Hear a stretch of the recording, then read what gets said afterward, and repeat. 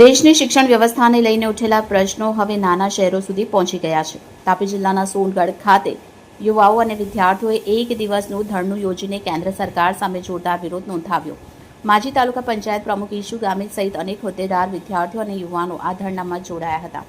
પ્રદર્શનકારીઓનો આરોપ હતો કે વર્ષો સુધી દિવસ રાત મહેનત કરીને પરીક્ષાની તૈયારી કરનારા વિદ્યાર્થીઓ સાથે વારંવાર અન્યાય થઈ રહ્યો છે। ખાસ કરીને નીટ જેવી મહત્વપૂર્ણ પરીક્ષાઓમાં પેપર લીકના બનાવોએ લાખો વિદ્યાર્થીઓના સપનાઓ પર પાણી ફેરવ્યું છે।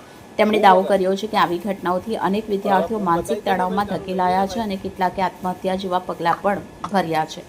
પ્રદર્શન દરમિયાન દિલ્હીના જંતર મંતર ખાતે શિક્ષણના મુદ્દે આંદોલન કરનાર સોનમ વાંગચુકનો પણ ઉલ્લેખ કરવામાં આવ્યો।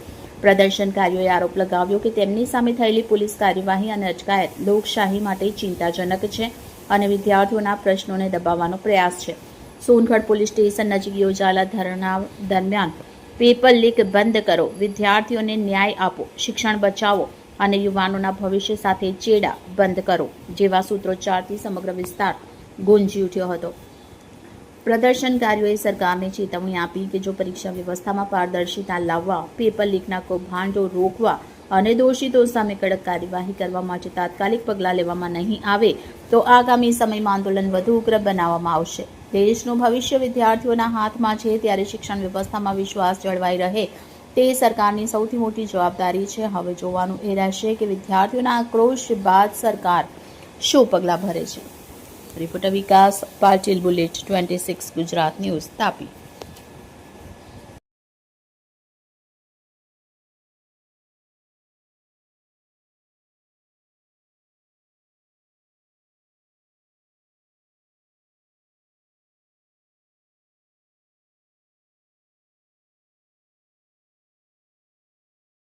મારું નામ યુસુફ ગામિત છે।